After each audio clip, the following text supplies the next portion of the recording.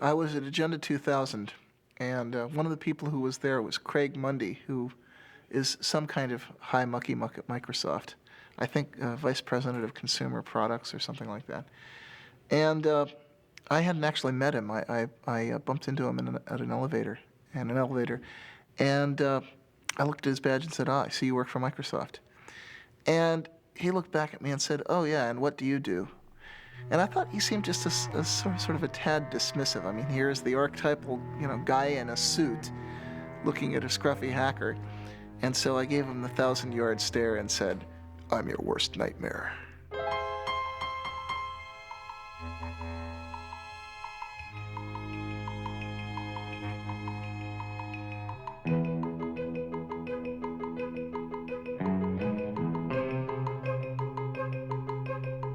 For most of its short but colorful history, the computer industry has been dominated by the Windows operating system. But that could soon change, as Windows faces a strong challenge from Linux. Silicon Valley has long been the place to develop new technology, start new companies, and get really rich. Now the Valley is the front line in a revolution fighting for that most politically incorrect of ideas, individual freedom. Day and night, a loose confederation of hackers and programmers zaps bits and pieces of computer code around the world as it builds the tools to set computer users free. Using open information and the free exchange of technology to achieve its goals, this revolution began in the 1980s with the free software movement and the GNU project, and now is most commonly associated with Linux and the open source movement. We do have one sector that is taking off today. It is the Linux-related sector. And I thought this might be a good opportunity to say, what is Linux? And I'll answer this question for you. Many of you probably already know, but there are 12 million users out there. A computer operating system developed by hundreds of programmers collaborating on the internet, a challenge to Microsoft Windows NT, very popular for its speed, and so this is what the craze is about. To kind of explain what Linux is, you have to explain what an operating system is. And the thing about an operating system is that you're never ever supposed to see it, because nobody really uses an operating system. People use programs on their computer. And the only mission in life of an operating system is to help those programs run. So an operating system never does anything on its own. It's only waiting for the programs to ask for certain resources or ask for a certain file on the disk, or ask for the programs to connect them to the outside world. And then the operating system steps in and tries to make it easy for people to write programs. Open source is a way for people to collaborate on software without being encumbered by all of the problems of intellectual property, having to negotiate contracts every time you buy a piece of software, have a lot of lawyers involved. In general, we just want to get the software to work, and we want to be able to have people contribute fixes to that, etc. So we sort of sacrifice some of the intellectual property rights and just let the whole world use the software. Before there could be Linux, there was Richard Stallman and the free software movement. I mean, think of Richard Stallman as the great philosopher, right? And think of me as the engineer. Richard Stallman is the founding father of the free software movement. Through his efforts to build the GNU operating system, he created the legal, philosophical, and technological foundation for the free software movement.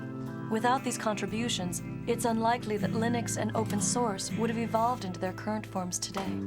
I joined the MIT Artificial Intelligence Lab in 1971. I joined a thriving community of hackers, people who loved programming, loved exploring what they could do with computers, and they had developed a complete operating system, entirely written there.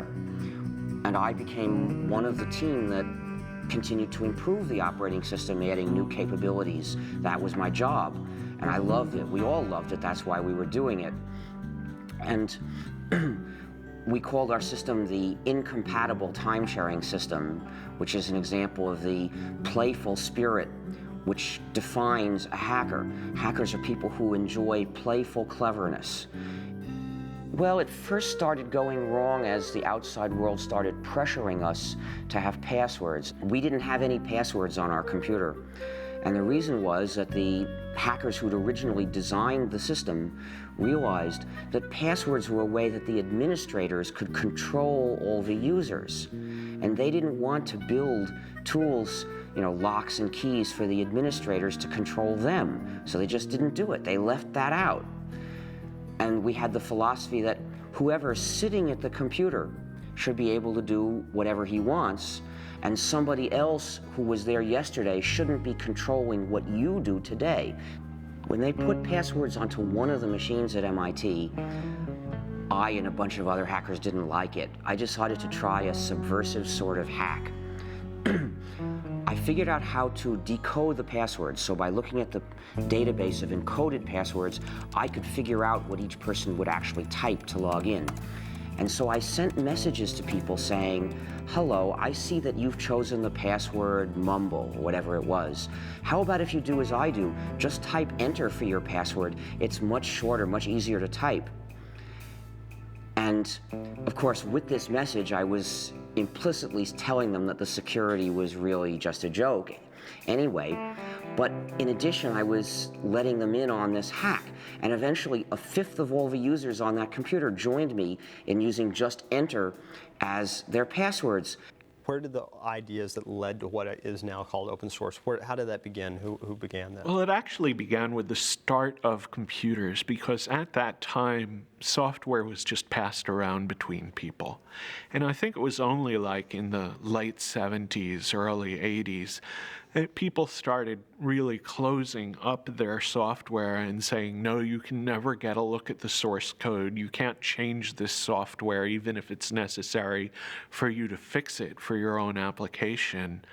And you can actually blame some of that on Microsoft. They were one of the real pioneers of the proprietary software model. In the mid-1970s, a group of hackers and computer hobbyists in Silicon Valley formed the Homebrew Computer Club. In the club's January 31st, 1976 newsletter, Bill Gates of the recently formed Microsoft wrote an open letter to the community where he made a point-by-point argument for the relatively new concept of proprietary software. Up to that point, the practice of computer users had been to freely pass around software with not much thought given to its ownership. Known as an open letter to hobbyists, Bill Gates writes, "To me, the most critical thing in the hobby market right now is the lack of good software courses, books, and software itself. Without good software and an owner who understands programming, a hobby computer is wasted. Will quality software be written for the hobby market?" Gates goes on to write, "The feedback we have gotten from the hundreds of people who say they are using BASIC has all been positive. Two surprising things are apparent, however. One, most of these users never bought BASIC, and two, the amount of royalties we have received from sales to hobbyists makes the time spent on Altair BASIC worth less than $2 an hour. Why is this? As the majority of hobbyists must be aware, most of you steal your software. Hardware must be paid for, but software is something to share. Who cares if the people who worked on it get paid? Is this fair? One thing you don't do by stealing software is get back at MITS for some problem you may have had. MITS doesn't make money selling software. One thing you do is prevent good software from being written. Who can afford to do professional work for nothing? What hobbyist can put 3-man years into programming, finding all bugs, documenting his product, and distribute it for free? The fact is, no one besides us has invested a lot of money in hobby software. What about the guys who resell Altair BASIC? Aren't they making money on hobby software? Yes, but those who have been reported to us may lose in the end. They are the ones who give hobbyists a bad name and should be kicked out of any club meeting they show up at. I would appreciate letters from anyone who wants to pay up or has a suggestion or comment. Signed, Bill Gates, General Partner, Microsoft." In the late 70s and early 1980s, Richard Stallman was doing artificial intelligence research and coding at the MIT Artificial Intelligence Lab. Richard had a number of negative experiences during that period which soured him on the whole idea of commercial software. Such as? Some code that he wanted to work on and wanted to fix was locked up, and he couldn't get the company that owned the code to let him fix it, even though it would have been to their advantage to do so. And that put me into a moral dilemma, you see, because to get one of the modern computers of the day, which was the early 80s, you would have to get a proprietary operating system. The developers of those systems didn't share with other people. Instead, they tried to control the users, dominate the users, restrict them, saying, if to get this system, you have to sign a promise you won't share with anybody else. And to me, that was essentially a promise to be a bad person, to betray the rest of the world, cut myself off from society, from the cooperating community. And I had already experienced what happened when other people did that to us, when they refused to share with us because they had signed these contracts. And it hurt the whole lab, kept us from doing useful things before. So I just wasn't going to do that. I felt, this is wrong. I am not going to live this way. And from experiences like this, he developed a profound hostility to the idea of intellectual property in software. He eventually acted this out by founding the Free Software Foundation. So I looked for another alternative, and I realized I was an operating system developer. If I were to develop another operating system, and then as the author, encourage everyone to share it, say, everyone, you come and get it, use this, form a new community, not only could I give myself a way to keep using computers without betraying other people, but I'd give it to everybody else too. Everybody would have a way out of that moral dilemma. And so I realized this was what I had to do with my life. I actually began the project in January of 1984. That's when I resigned from my job at MIT to start developing the GNU operating system. Now, I should explain that the name GNU is a hack, because it's a recursive acronym. It stands for GNU's not Unix. You see, so the G in GNU stands for GNU. And what the name means is I was developing a system that was like the Unix operating system, but was not the Unix operating system. This was a different system. We would have to write it completely from scratch because Unix was proprietary. We were forbidden to share Unix. We couldn't use Unix. It was useless for a community. So we had to write a replacement for it. Throughout the 1980s, as Richard Stallman was building the GNU project, computer scientists from the University of California at Berkeley were developing their own free operating system.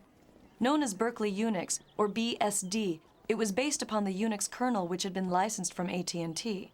However, due to legal problems with AT&T and fragmentation of the source code, hackers and other non-institutional users were slow to adopt it. Well, Unix consisted of a large number of separate programs that communicated with each other. So we just had to replace these programs one by one.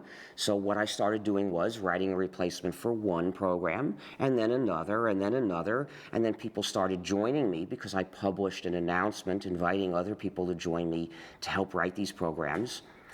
And by around 1991, we had replaced practically all of them. What were some of the programs that you Well, we had to have a complete system, you need to have a kernel, which is the program that allocates resources to all the other programs. You need a compiler, which translates a program from readable source code that programmers can understand into numbers, mysterious numbers that the computer can actually run. You need other programs that go with the compiler to help do this job. You need a debugger, you need a text editor, you need text formatter, you need mailers, you need lots and lots of things. There are hundreds of programs in a Unix-like operating system. I saw Stallman's announcement. Actually, I met him in February of 1987. He came to give a 5-day tutorial on Emacs at our company. And during the day, he would explain new ways to think about Emacs and ways to extend and enhance it and to use the Emacs source code for better or worse. But in the evening, he was busily working on this compiler, and he had not yet released it to the public, so he was being a little bit careful about who got to see the source code, but I was very eager, and when he first announced it in June, I downloaded it immediately. I played with it, I got some pointers from him, and when I sent the source code back to him, he was very actually amazed at how quickly I was able to ramp up on his technology. Whenever we worked on something at Stanford or in the university, we would get, mostly at the time we were working off of machines from Digital Equipment or Sun, mostly Sun. Whenever we would get a Sun machine, the first thing we would do is we would spend literally days downloading GNU free software from the internet, building it and installing it on that Sun machine. The crucial thing about GNU is that it's free software. Now, free software refers not to price, but to freedom. So think of free speech, not free beer. The freedoms that I'm talking about are the freedoms to make changes if you want to, or hire somebody else to make changes for you if you're using the software for your business, to redistribute copies, to share with other people, and to make improvements and publish them so that other people can get the benefit of them too. Now, those are the freedoms that distinguish free software from non-free software. These are the freedoms that enable people to form a community. If you don't have all these freedoms, you're being divided and dominated by somebody. My first experience contributing to free software came in late 1989, early 1990. I was working as a graduate student at Stanford University on computer-aided design tools. One of the pieces I needed was a tool called a parser generator. Well, the Free Software Foundation under Richard Stallman had created a great tool called Bison. I needed a tool that worked with C++. Bison worked with C. I modified Bison to create something called Bison++. And it was a tremendous feeling of empowerment to be able to take a piece of software that was available and create what you needed in a very short piece of time by modifying it. I put it back on the internet, and I was amazed at the number of people that picked it up and started using it.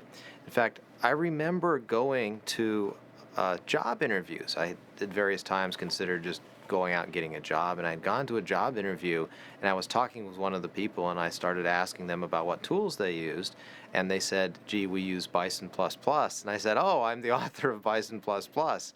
Free software generally does have a copyright, it does have an owner, and it has a license. It is not public domain. If we put the software in the public domain, somebody else would be able to make a little bit of changes and turn that into a proprietary software package, which means that the users would be running our software, but they wouldn't have freedom to cooperate and share. To prevent that, we use a technique called copyleft. The idea of copyleft is that it's copyright flipped over. And what we do is we say, this software is copyrighted, and we, the authors, give you permission to redistribute copies. So we give you permission to change it. We give you permission to add to it. But when you redistribute it, it has to be under these terms, no more and no less, so that whoever gets it from you also gets the freedom to cooperate with other people if he wants to. And then in this way, everywhere the software goes, the freedom goes too, and it becomes an inalienable right to cooperate with other people and form a community. And so what is that, the license? What is that? Well, copyleft being a general idea, in order to use it, you have to have a specific example. And the specific example we use for most GNU software packages is the GNU General Public License, a particular document in legalese which accomplishes this job. A lot of other people use that same license. For example, Linus Torvalds uses that license for Linux as well. Well, the license I use is the GNU General Public License. That's the one that Richard Stallman wrote, and I think it's a really astounding contribution. It's one of the few software licenses that was written from the standpoint of the community rather than from the standpoint of protecting a company or, as is the case with the MIT and the BSD license, performing the goals of a government grant program.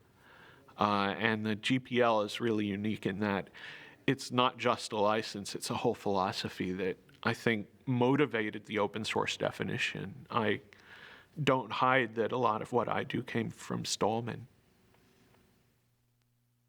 A crucial step in the growth of GNU, Linux, and the free software movement was the creation of businesses based upon the software and philosophy. Ground zero for the beginning of the business phase was the Electronics Research Lab at Stanford University. Known as ERL, the lab was the place where the first GNU and Linux businesses found their inspiration. So right here is where ERL was. That would have been the entrance over there next to the Electrical Engineering McCullough building. As you walk in, you come in, you walk down the hallway down here, My office would have been about here, and then right across the hall from that was Michael Tieman's office. Michael Tieman took and started a company, Cygnus Software, but the idea was to sell consulting and services around the GNU free software. And, well, Michael's done very well with Cygnus. Well, I spent a lot of time working out how we were going to make money, and in the original GNU manifesto, which is the last chapter of the GNU Emacs manual, Stallman proposed a number of different possible ways to make money. From the beginning of the free software movement, I've had the idea that there's room in it for business to be done. One of the advantages of free software is that there's a free market for any kind of service or support. So if you are using software in your business and you want good support, you have a choice of people to go to for it. You have a choice of businesses that are in the business of providing you with support. So they're going to have to, in general, give you good support, or you'll go to somebody else.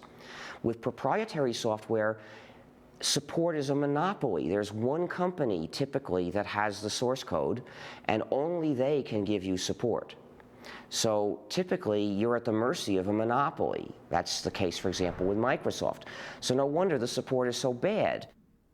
The benefits of free software were tremendous, but the cost of supporting it internally made managers very, very nervous. And so the fundamental idea I had was, if we could build a model that could deliver 2 to 4 times of support and hand-holding capability that an internal engineer could provide, and we could do it at 1/2 to 1/4 the cost, that would meet the test of whether or not people would actually buy.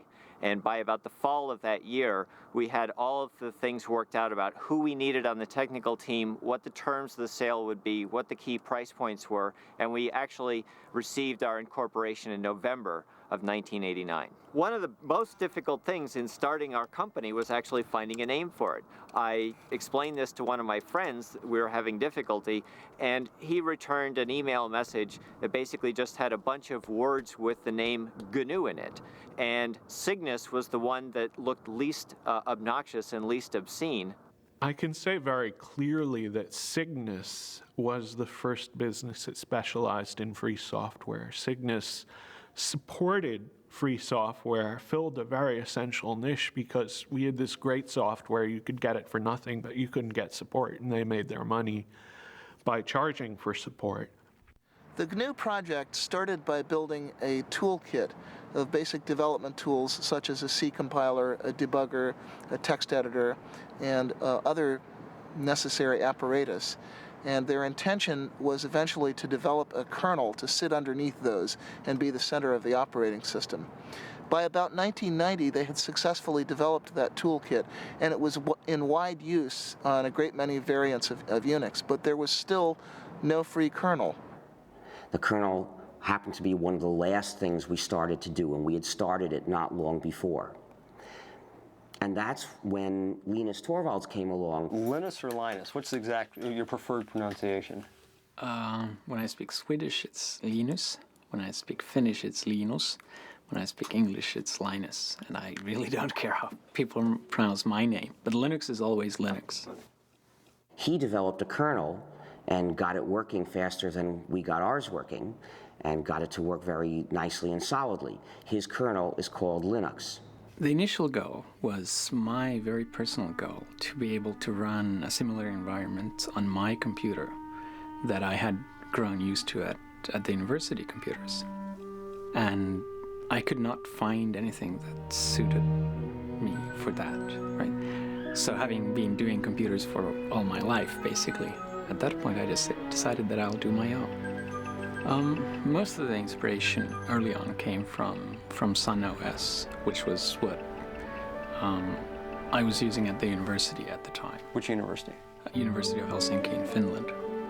From 1991 to about 1993 was really, I guess, the infancy period of Linux. That was when it was still only alpha or beta quality. It was relatively unstable, although even then it was a good deal more stable than a lot of what are now called production operating systems.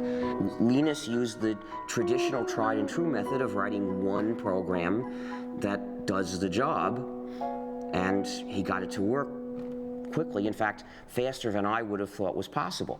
The term for it is monolithic, which means that basically the OS itself is one entity, indivisible, while in a microkernel, the operating system kernel is actually just a collection of servers that do different things, and then they have a common protocol for doing communication between themselves.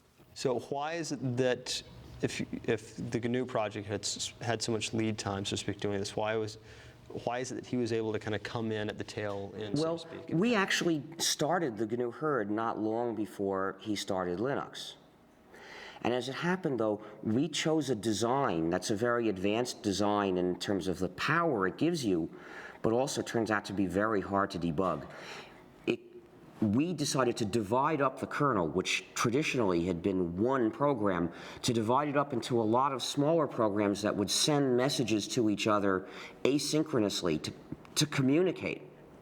And the problem is that that style of programming has a great deal of potential for bugs, which are often very hard to figure out because they depend on does this program send this message before or after this one sends that message. And the result was, it took us years to get the thing to work. What is Linux's relationship to the GNU project? Well, there's relationships to GNU on kind of multiple levels. One is just the philosophical level of thinking that making your source open is a good idea. When Linus developed the kernel, he wasn't doing it for the GNU project, he did it independently. And he released it independently, and we didn't know about it, but some of the people who did know about it decided to look for what else they could find to put together with that kernel to make a whole system. And they looked around, and lo and behold, everything they needed was already available. What good fortune, they thought, but actually there was no chance about it. They had found all the pieces of the GNU system, which was missing just the kernel. So when they put all that together, really they were fitting Linux into the gap in the GNU system, but they didn't know that. There's a lot of these programs done by the Free Software Foundation and done by other people like Linux, and there's a symbiosis between Linux and the programs, so that the programs run on Linux and at the same time, and they take advantage of Linux as a platform, while Linux takes advantage of the programs by just being able to use them. What programs? For the main one is actually the GNU C compiler, which without a C compiler it would not have been possible to make Linux or most of the open programs available. Linux uses the GPL, and I agree with the kind of philosophy behind the GPL. That said, the GPL itself is not a very pretty document, which is probably just because no lawyers can ever be very pretty.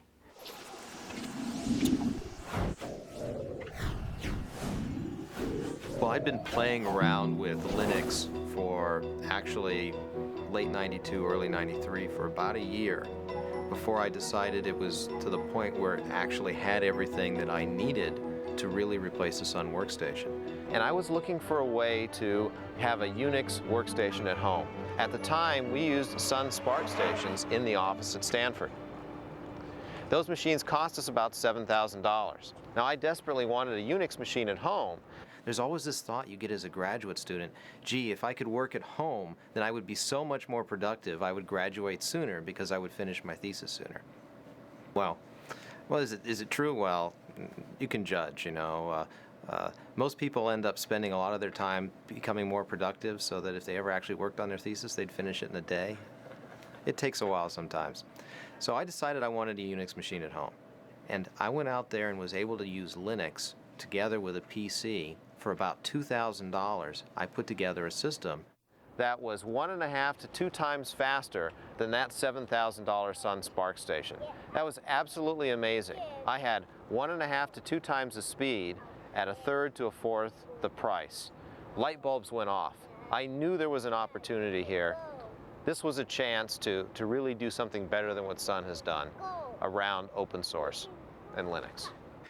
I called it Linux originally as a working name, and that was just because Linus, and the X has to be there. It's Unix. I mean, it's like a law.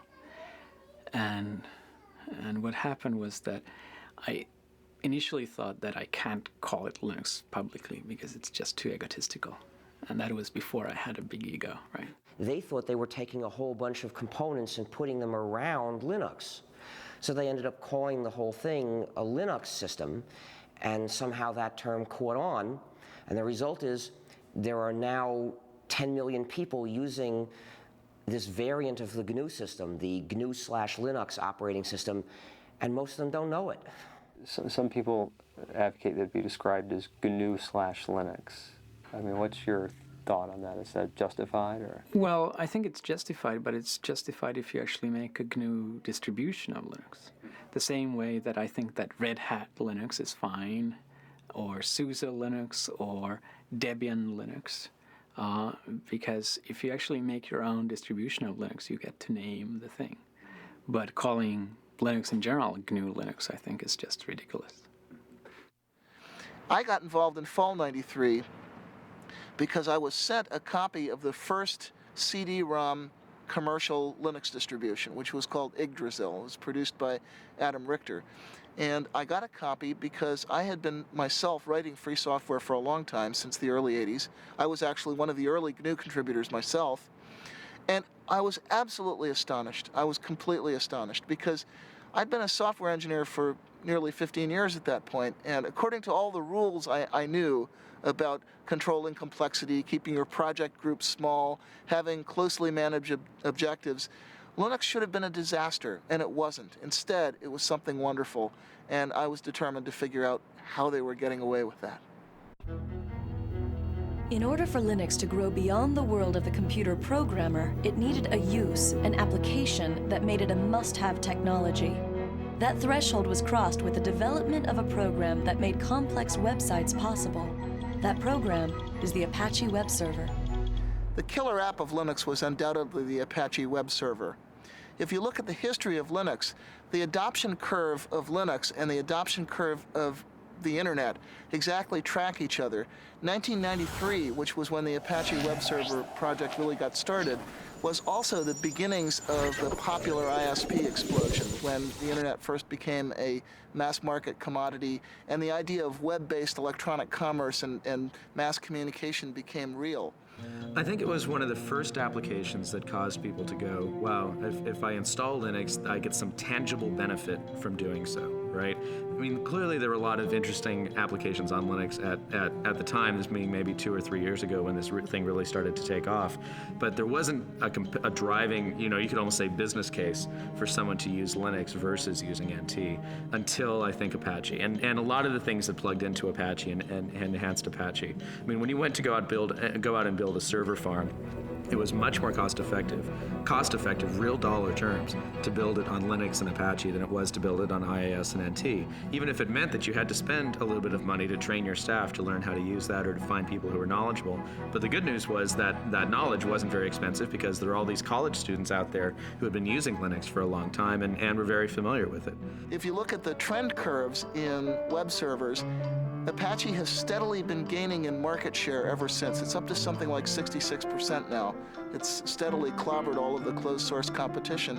And that's because it's more reliable, it's more flexible, it's more extensible. It does what webmasters actually need. And the combination of Apache and Linux found its way into a great many commercial shops. Essentially, Apache became the application that motivated internet service providers and e-commerce companies to choose Linux over Microsoft's Windows. It would probably run best on Linux and on FreeBSD. And the reason is the communities around those operating systems are also the communities that contribute the most back to Apache, right?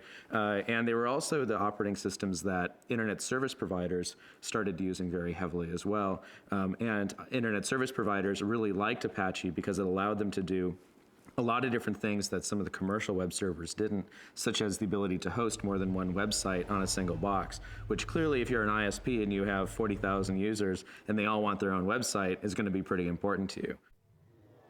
One of the key factors in the growth of Linux was the creation of companies that specialized in the distribution and support of the operating system itself. Among these companies, Red Hat Software is the best known. Red Hat started as the product of Mark Ewing. While he was working at IBM, he wanted a little better Linux distribution. He started playing around. Found out he spent more time maintaining his Linux distribution than he did working on his new project. So he sort of started the distribution itself. He met up with Bob Young, who at the time was running a company called ACC Bookstore, which was a mail-order PC Unix catalog. And Bob kind of knew he wanted something, more his own to market rather than reselling other people's products, and he was fairly good at marketing, and Mark knew he needed some marketing help because he was fairly good at the technical parts, so they kind of got together. I started working with Red Hat in May of 1995, basically right out of NC State, along with Eric Trowan, who me and him combined make up employees number 4 and 5. And we actually reported to work at an apartment that Mark Ewing used to live in. We took it over as kind of the development part of Red Hat Software, and stayed that way till about November of 1995 when a toilet we had in the apartment kind of exploded, flooded our downstairs neighbor, and she got a little upset, and the apartment folks found out we were running a business there instead of actually living there at the same time, so they decided to throw us out. So at that point we had about a week to go find our first office, which we did, and get ourselves moved in a hurry. So.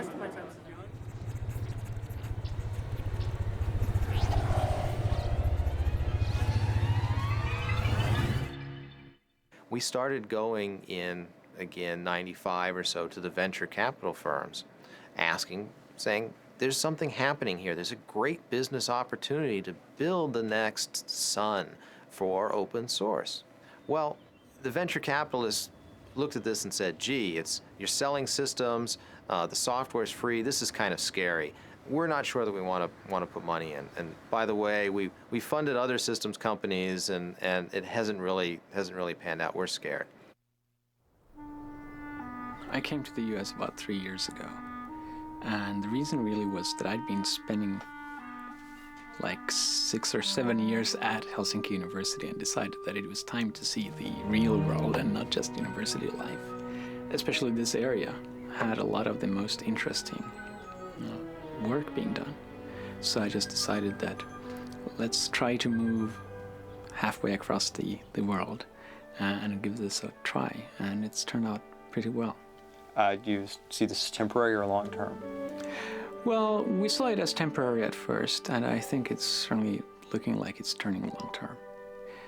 Our youngest daughter is both a US and a Finnish citizen because she was born here, and the older one is speaking both Swedish and English, so.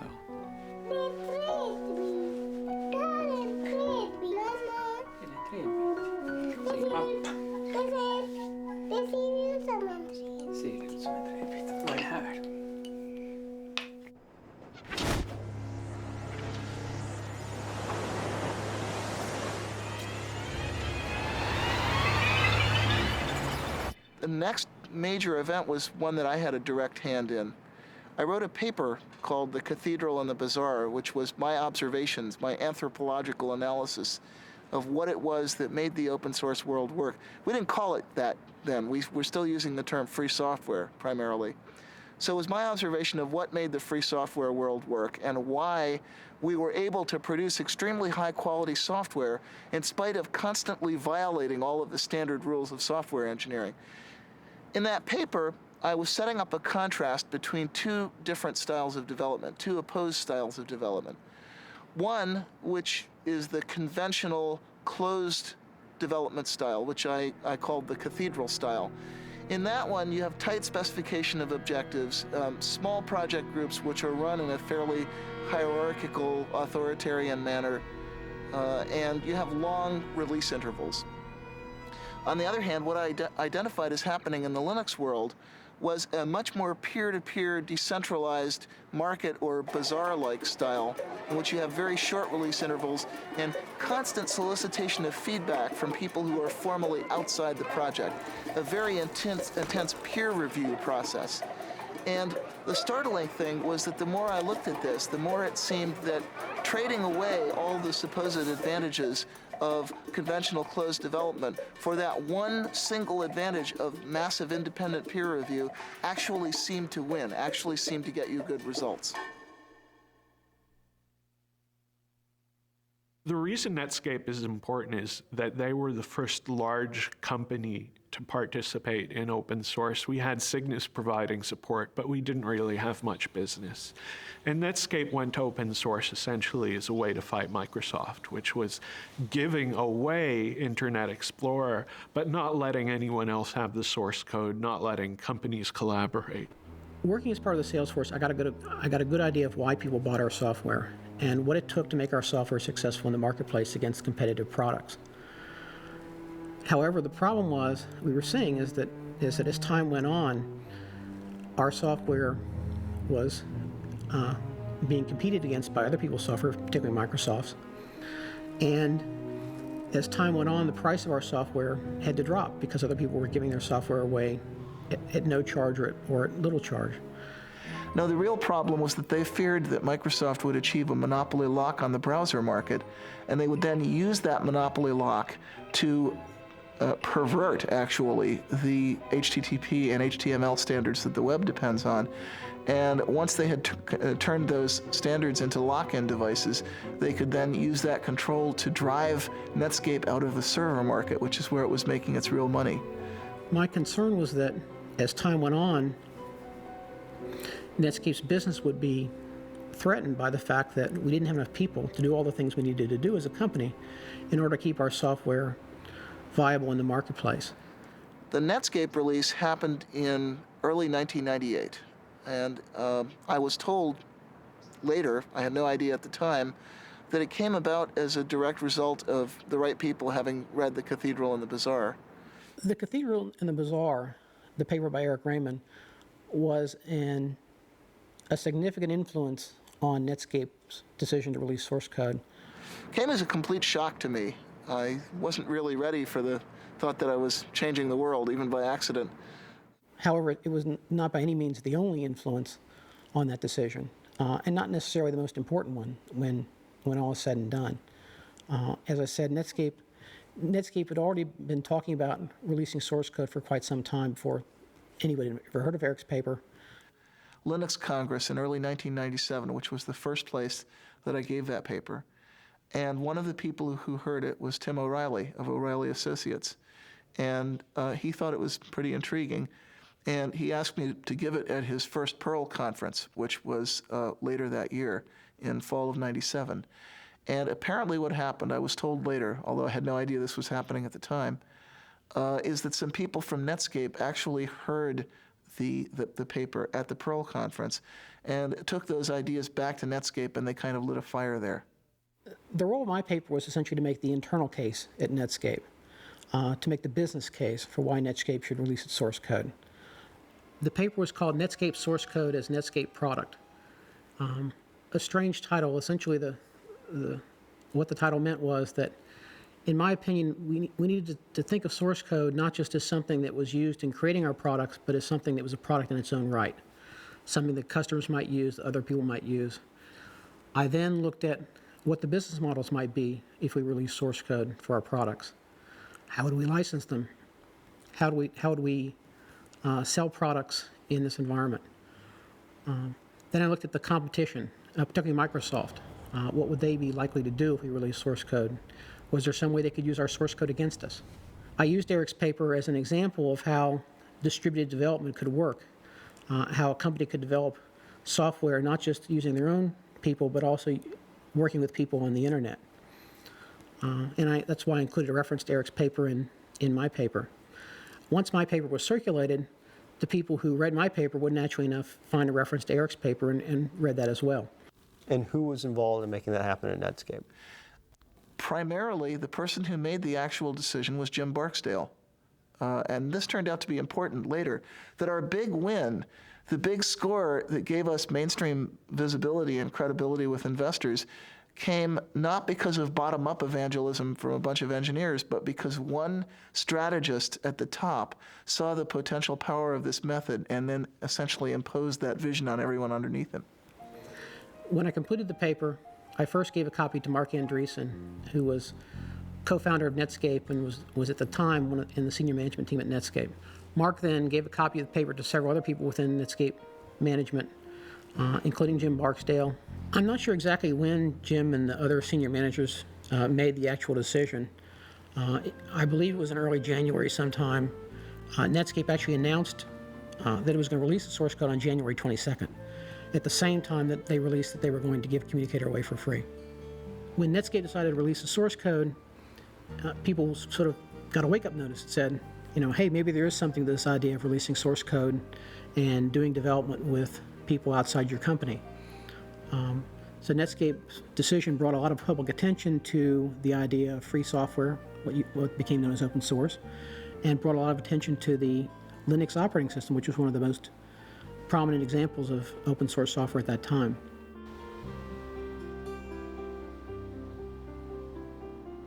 This is our first office, Mountain View, California. We moved here in early 1995. This is 4,000 square feet. It was an incredible leap of faith for us to move out and take the company to our own office. Now, what's really important about this place is that this is the office where the term open source was invented. If you walk into an executive's office and you say, free software, okay, if you're lucky, the response you'll get is something like, free software must be cheap, shoddy, worthless. And if you're not lucky, it has associations with the Free Software Foundation's wholesale attack on intellectual property rights, which, regardless of what you think about the ethics of that, it's lousy marketing. It's not something that businesses want to hear. So Eric Raymond knew that there was a problem. We'd been calling this free software, but people took the term free and associated with free of charge. They thought that you couldn't make money or you couldn't sell, which is exactly the wrong concept. We wanted to get across the idea that the software was open and that the source code was available. Very important pieces.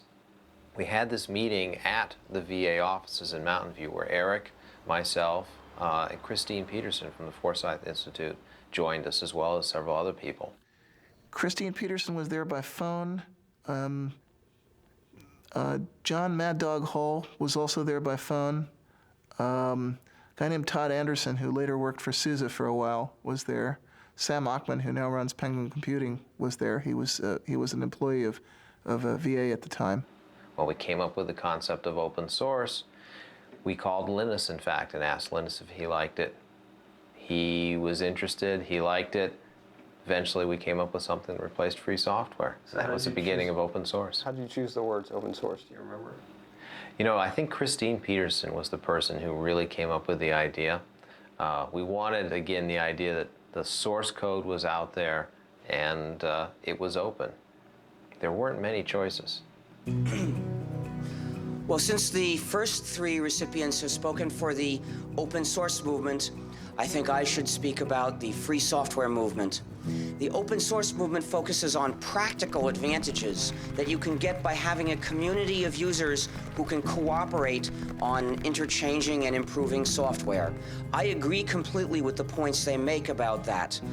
The reason why my views are different, why I am in the free software movement rather than the open source movement, is that I believe there's something more important at stake, that freedom to cooperate with other people, freedom to have a community is important for our quality of life. It's important for having a good society that we can live in, and that is, in my view, even more important than having powerful and reliable software.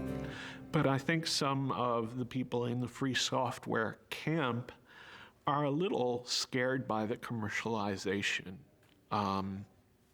And, of course, a rebel is put off by success.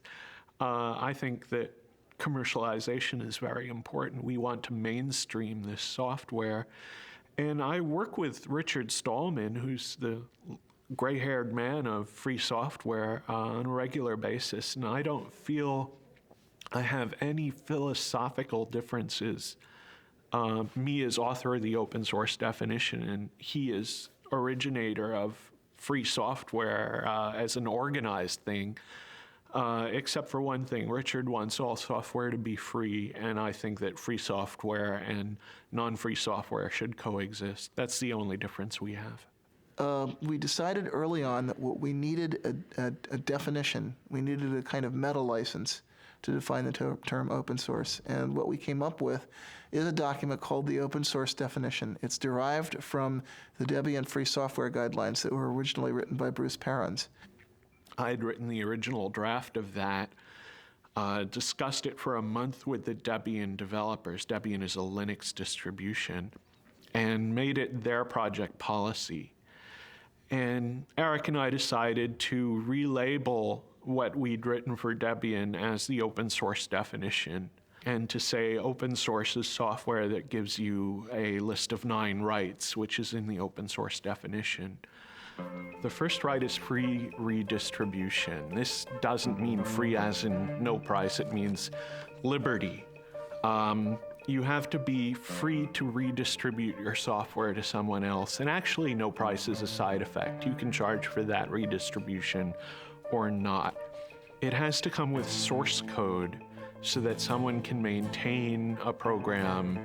If they go from a PC to a Mac, for example, they can change the software. Derived works have to be possible. If someone has to improve your program, they should be able to distribute the result. There's a provision about integrity of the author's source code, which says that the author can sort of maintain their honor, and if you make a change, you might have to change the name of the program or mark out your change very clearly so that your change doesn't reflect on the author. There's no discrimination against people or groups. The example I usually use is you can't stop an abortion clinic or an anti-abortion activist from using the software.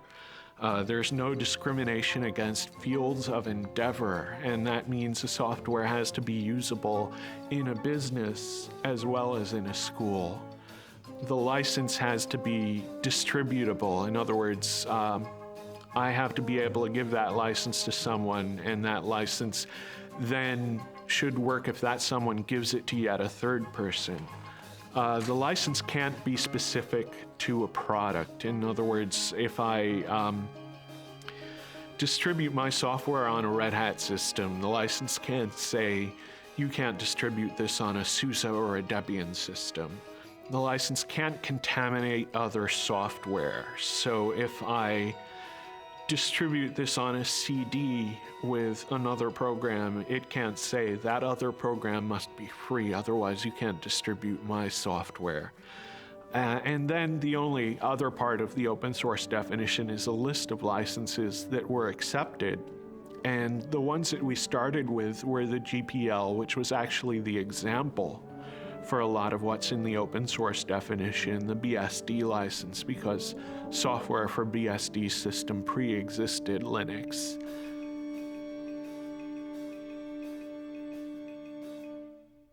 I think the next moment that I thought was really pivotal was when the database vendors flipped over, which happened about 3 months sooner than I expected it to. It actually happened in late July, early August, that we got commitments to do Tier 1 ports from Oracle and Sybase and the other key database vendors. And why was that critical? Because we knew that in order for the open source story to be credible, and especially in order for the Linux story to be credible, we'd have to get commitments from independent software vendors to do ports of their applications to these platforms. And I was actually kind of worried. I felt that we were in a window of vulnerability between the time that we announced the open source campaign and the database vendors flipped over. That was the point at which hostile action by Microsoft or other closed source software companies, that was the point at which a serious marketing blitz might actually have sunk us. But once the big database vendors flipped over, that opened the way for other ISVs. That started a snowball effect going. Every 6 months or so, I would come back to the venture capitalists and I would show them the new numbers, showing more and more people adopting Linux, the new people porting, new users, and I'd show them our customer list. And our customer list was getting much more impressive. It was people like Cisco that were beginning to appear. People like the .com companies were starting to show up on our customer list, and eventually the venture capitalists, they kept looking at it and they kept saying, "Oh, we can't quite do it." Finally, Linus appeared on the cover of Fortune because there was something happening with open source. Well, at that point, the venture capitalists couldn't ignore it. They just got sick of hearing about Linux everywhere, and they got tired of me just showing it to them every at that point almost every week. So they decided it was time to invest, that there was something happening. Well, I announced open source to the world on the internet. I did a lot of the early administrative work of starting the open source initiative. And I think 6 months later, I was reading the words open source in the news all the time and was totally astounded. And a year later, I believe Microsoft was talking about releasing some source code. And someone in the press asked Steve Ballmer if they were going to open source their code, and Steve Ballmer said, "Well, open source means more than just releasing the source code." And I realized that he had read my document and understood it and was now telling the press about this. Now, if you're like just a guy on the net who's not doing this for a job at all, and you sort of write a manifesto and it spreads out through the world, and a year later the vice president of Microsoft is talking about that, you'd think you were on drugs, wouldn't you? But that's what really happened.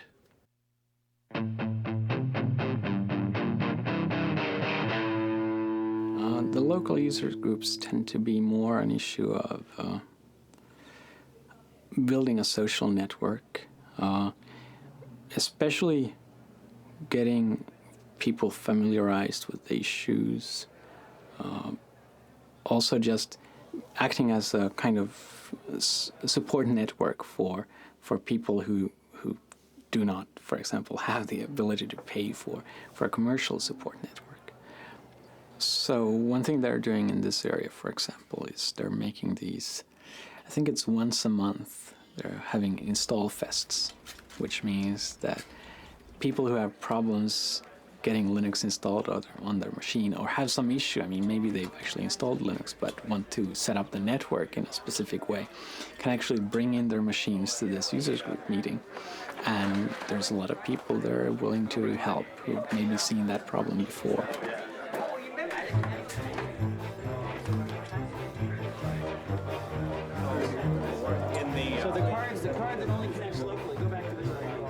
Well, actually, things aren't going so well. I tried it earlier myself. I had problems, and so I came to this install fest where all the gurus abound. Hopefully, I'll have better luck getting it in. Instead of sending emails or writing to news groups on the internet and waiting several days for the answer sometimes, it's easy to come here and find other people who might know about your problem and may be able to help you. And hopefully within a few hours you have your machine installed. Originally I wanted to install on my larger laptop, and so I just did a search on the net and found where there were resources to get help. And I'm here today because I'm trying to put Linux on this little guy right here, which is a Toshiba Libretto. And it's not the easiest thing in the world to do because it's a weird piece of hardware. So, are there any chairs around here?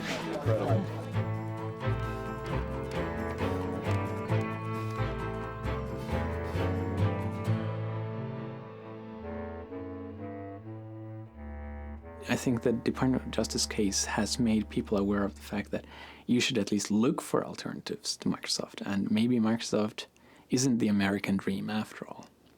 And that kind of shift in perception, you can very clearly see that people just took Microsoft for granted. And maybe they're still buying Microsoft, but at least they're kind of more aware of the issue these days. Microsoft actually used Linux as defense. They used Linux to ground a claim that they don't have a monopoly because Linux could essentially push them off their catbird seat at any time. It was a very ingenious argument, totally specious, because it didn't do anything to answer the charge that they had previously engaged in bullying and various anti-competitive practices. But it was clever of them. In an event, the judge didn't buy it.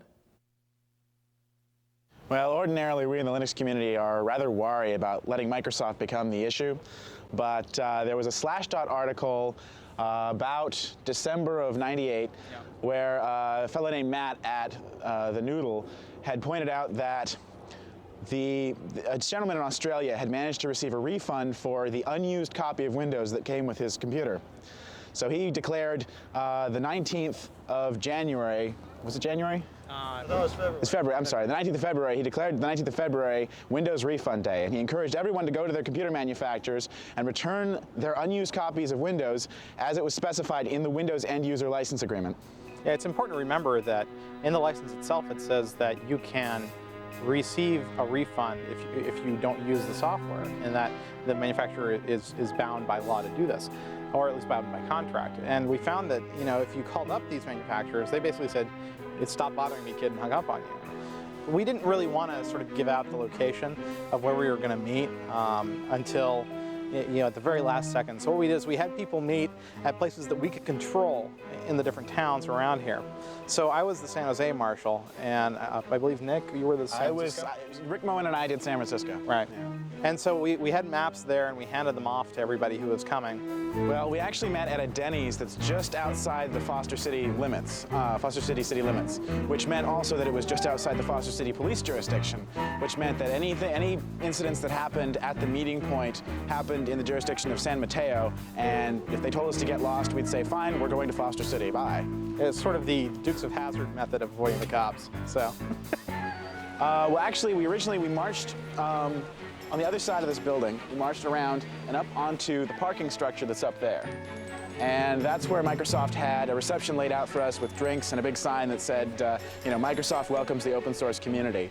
And the local news cameras got shots of Eric Raymond and the Microsoft representative. The Microsoft story seemed to mostly be that this was not an issue for Microsoft, but rather from the OEMs. So we all needed to go back to our computer manufacturers and try yet again to try and get a refund from them. We responded to them saying, you know, we've tried that, it's not possible. We need Microsoft to take action at this point. And they just repeated the tagline over and over again. You need to go to the OEMs, the manufacturers, and get your refunds there. We had about 150 people, probably about half of which had signs and such, so. Well, we ended up actually right in this courtyard here. Basically, we originally gathered outside.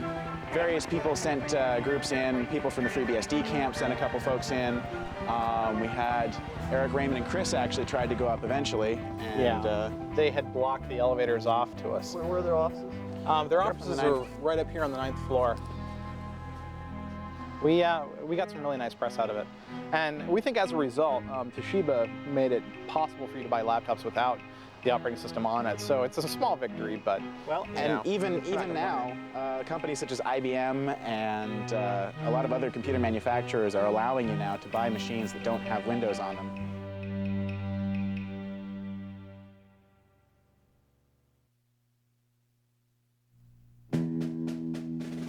You know, when I was a kid and I went to school, the teachers were trying to teach us to share. They said if you bring some candy, you can't eat it all yourself, you've got to share it with the other kids. But now the administration says teachers should be teaching kids to say yes to licensing. If you bring some software to school, oh no, don't share it. Sharing means you're a pirate. Sharing means you'll be put in jail. That's not the way society should work. We need the goodwill, the willingness to help other people, at least when it's not too hard, because that's the basis of society. That's the fundamental resource that gives us a society instead of a dog-eat-dog jungle. So what about people that say that if you have rampant piracy, it will eliminate the profit motive, and then in the creative works, software will not be? Well, they're wrong on both counts. For one thing, people are making a profit from developing free software, but for another, the freedom to have a community is more important.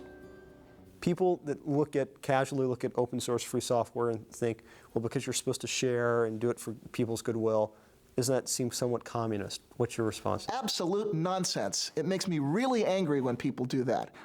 Well, back in 1989, actually, communism would have been a compliment. The word that people were using at that time was crazy. I wanted them to use capitalism. Communism is an ideology that forces people to share. If you don't share, you get thrown in jail or killed. In 1990, we got a visit from a director of an institute in Moscow University. And actually, I saw him in Helsinki just 2 weeks ago. But in any event, he came by, and Richard Stallman had suggested that he visit Cygnus because he was interested in understanding how the free software model might apply to stimulating entrepreneurial innovation in Russia, of all places. And we had been kind of secretive about our business plan because we weren't really sure that it was going to work, and we didn't want to look too stupid if it failed. But I was very, very open with him, and the more I told him, the more he started shaking his head like this. And I finally said, what's wrong? And he said, this sounds too much like communism to be successful in Russia. You go to a gulag and end up in a mass grave with a bullet in the back of your head. Open source is not communism because it doesn't force people. Karl Marx did not invent helping your neighbor. It's not communist to have a commons. A commons existed long before communism as a philosophy of government. There are many commons in our lives. For example, we drive on the highway, something that is maintained for our common good. Actually, labeling our business model means that it misses the point a little bit. Whether it's communist or whether it's capitalist, the label doesn't matter. The real question is, how much value can you deliver? How scalable is the business? What kind of problems, what kind of rate of innovation can you sustain? And then however you want to label that is really up to you.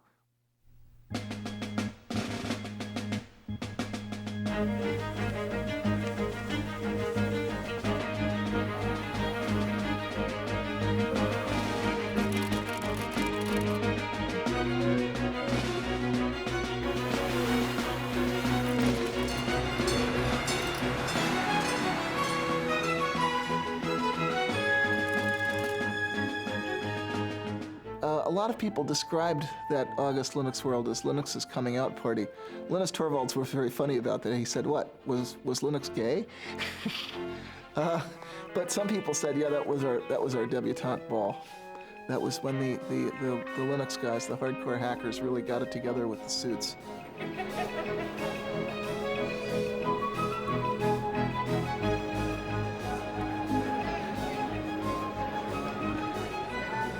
At 3 p.m. on August 10th, 1999, Linus Torvalds delivered the keynote address at Linux World. The crowd of 6,000 people began lining up at 12 noon.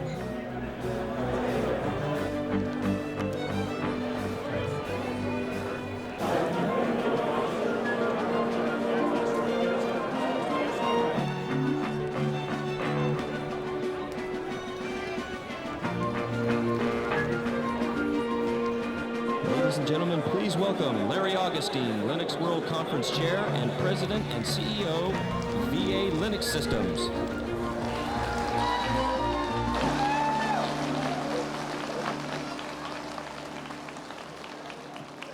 These guys have to clap. I pay them. Thank you all for being here. It looks like it's been a great show so far. If you'll indulge me for a moment, I'm going to try and avoid the glare of the lights and just I still think there's a lot of people, even though this is the second show, I still think there's a lot of people who don't quite get what it is that's so exciting about Linux. There's this great show going on next door, there's huge exhibits and everything, but it's the people out here that are the real contributors, not those companies. The person on next, I know you all know, so I don't have to give anything in the way of introduction. Ladies and gentlemen, I give you Linus Torvalds. Linus.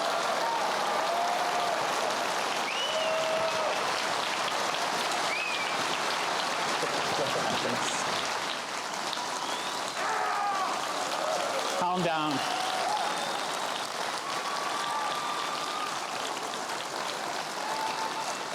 Calm down. Say, ooh. Yes. I don't want to just give one of my normal talks because I find them boring. Probably by now, most of you find them boring too because you've heard them like 10 times.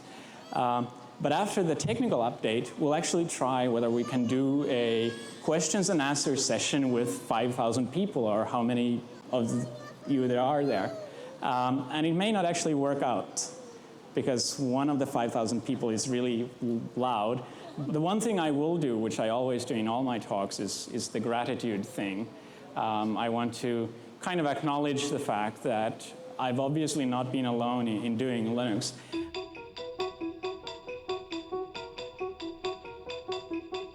Red Hat up 228%. This is the IPO that everybody was waiting for. They, of course, are behind the Linux operating software. So here, you see all this search for something. RHAT. I know what it is.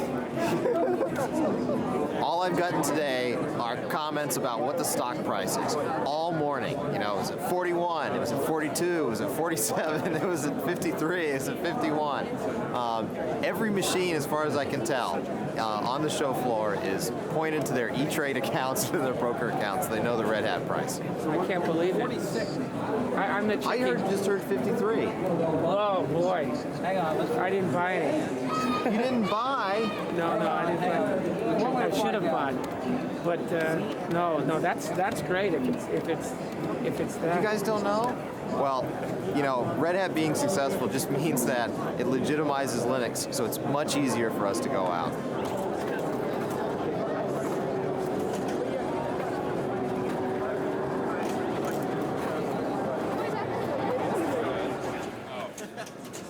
Yeah, our made-for-digital homoerotic adventure tapes. The government confiscated that one. Yeah. It's kind of been a little bit divided. You've got a lot of people that are pretty hardcore, and they're kind of offended by that, you know, because they work really hard and they're not really getting maybe their fair share out of that. Some people do get ticked, and you know the thing that you see that on a lot of mailing lists or on Slashdot. You know, you'll read, this guy is really mad because he didn't get a chance to didn't get a chance to get stock from Red Hat. He didn't get a chance to get a job from this other company. You know, but the kind of the shocking secret there is that most of the really hardcore guys, you know, they don't care so much. The guys that are kind of really down in the trenches, they're writing this code because they need this code. If we could invite Richard Stallman, who's the founder of the Free Software Association, and Tim Ney, who's the managing director. There we go. Here it is. Now, Richard, I saw you playing your recorder in Paris at that Linux conference, but I didn't have an audio track. So would you get them to add audio to their video downstream next time? I don't have any control over that. Unfortunately, those things can only be done with non-free software. Okay. All right. We'll give you the award, and before you say a word, we'll have Tim and yourself hold up a little representation of the contribution towards the Free Software Association. So, very ironic things have happened, but nothing to match this. Giving the Linus Torvalds Award to the Free Software Foundation is sort of like giving the Han Solo Award to the Rebel Fleet. You see, some of you may not realize how far that analogy goes. But actually, let me tell you how we got here. See, what happened is, 15 years ago, if you wanted to use a computer, the only way you could do it was with proprietary software that divides and subjugates the users. And most people a lot of people didn't like it, but they saw no alternative. But some of us were determined to make an alternative, and we said we're going to develop a free operating system, a free software operating system that will give users the chance to have freedom while they use their computers. Now, a lot of people said, well, it's a nice idea, but it's so hard, we'll never get it done, so I don't want to participate. I don't believe you can ever get it done. But luckily, not everybody said that. And clearly, we knew we would eventually get the kernel done. But as it happens, somebody else did a better kernel before we did. Now, in the old days, we had an overall strategy for calling people's attention to the importance of freedom, to the freedom that they can have or not have when they use a computer. Well, what can we do about it? As far as I can tell, the only workable way of trying to change this and make that strategy work again is to spread the word that the operating system you're using is actually the GNU system, somewhat modified, of course. And when people know this, they'll take a look at the reasons we developed this system, they'll think about these issues, and some of them will decide they agree. So I ask people, please tell people this is the GNU system. It's the combination of GNU and Linux, so we can call it GNU/Linux.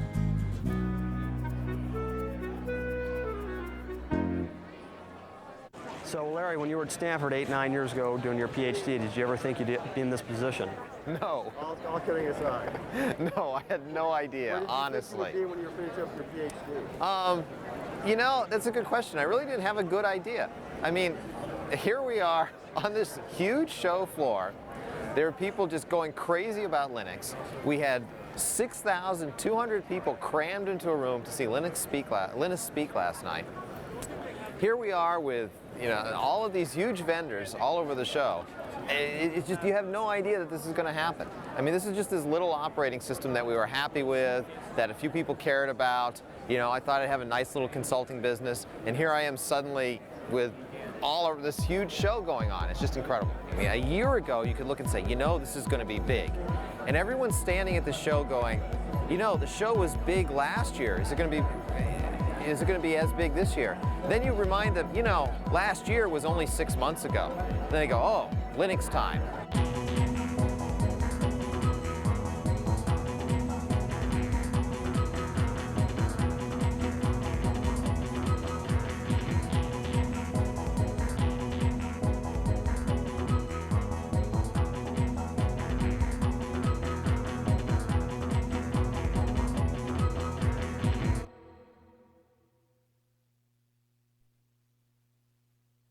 So leading up to the IPO, we had arrived actually in San Diego on Tuesday night.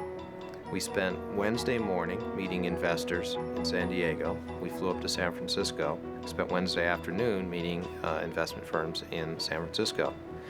Then on the Thursday morning of the IPO was when our stock would be traded publicly. So it was nice that we had ended the tour in San Francisco, because we could go to the Credit Suisse trading desk the next morning to watch the public offering. And in San Francisco, being close enough to the company and to our families, we could invite people up to actually join us in the first trade. So I invited my wife, and we invited Linus and Tova and a number of other friends and people who worked in the company to join us. Whenever we invite Linus and Tova, they have 2 young children, and I have a daughter, Andrea, and we always bring the kids along. So we went into the Credit Suisse trading floor with all these traders, and there are these 3-year-old kids running around and chasing each other around the show around the trading floor. So Linus and I walked in, and we walked up into the trading floor, and everyone was very excited, and we kept asking them, well, how's it going? Are things going okay? And they said, oh, it's we're really excited.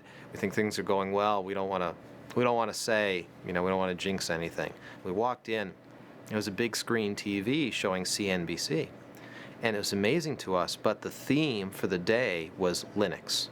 Now, we have an IPO that's going to go today, and when I mean go, it is going to go. The estimates I'm hearing are staggering, but watch VA Linux Systems. It goes at 1240 today. The symbol is LNUX, a provider of large-scale computer service and workstations specially designed for the Linux operating system. The original range on this IPO was $11 to $13, then $21 to $23, then $28 to $30, priced at $30.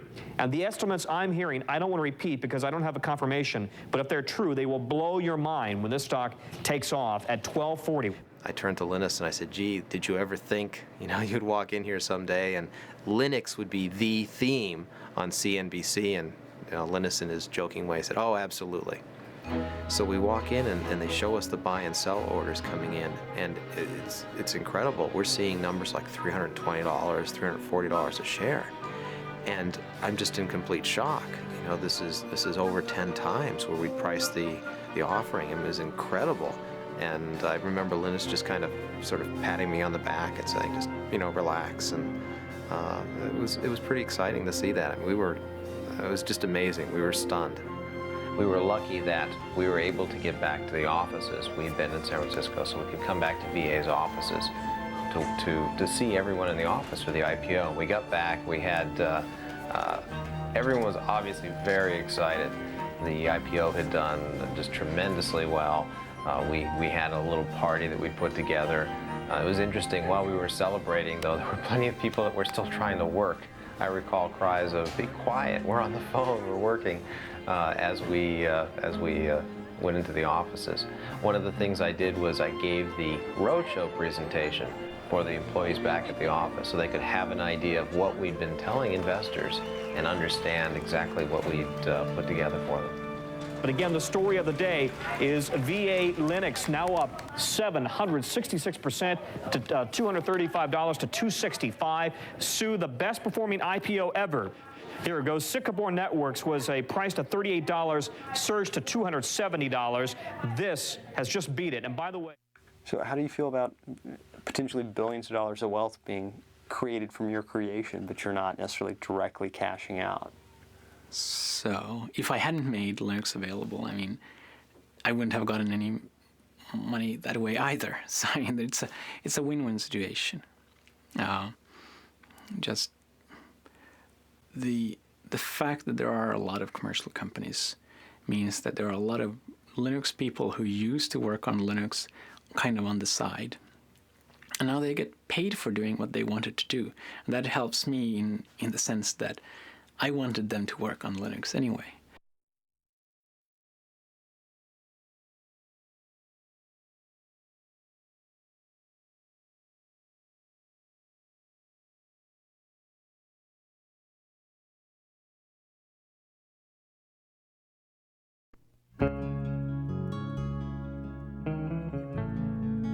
The whole GNU project is really one big hack.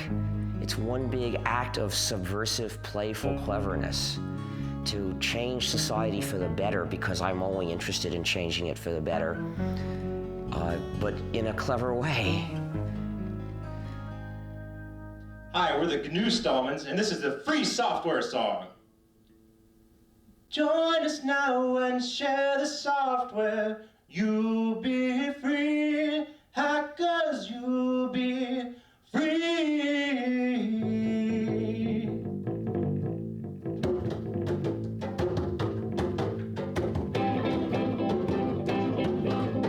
Others may get piles of money, that is true. Hackers, that is true. But they cannot help their neighbor.